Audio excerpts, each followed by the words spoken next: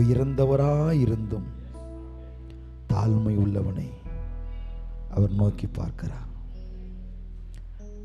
இந்த சங்கீதத்தில் எனக்கு ரொம்ப பிடிச்ச வசனம் அந்த வசனம் தான். கர்த்தர் உயர்ந்தவராயிருந்தும் தாழ்மை உள்ளவனை அவர் நோக்கி பார்க்கிறார்.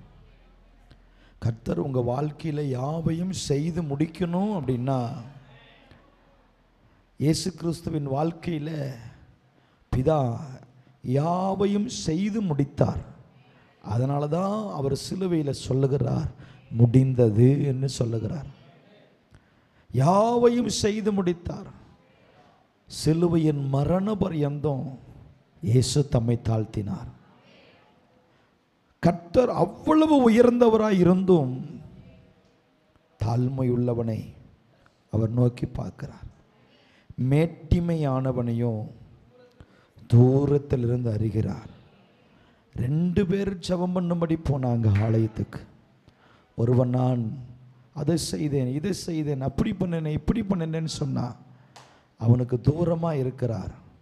ஆனால் வெளியிலிருந்து ஒருவன் பாவியாகிய மேலே கிருபையாயிரம்னு சொல்லி அவன் தன்னை தாழ்த்தின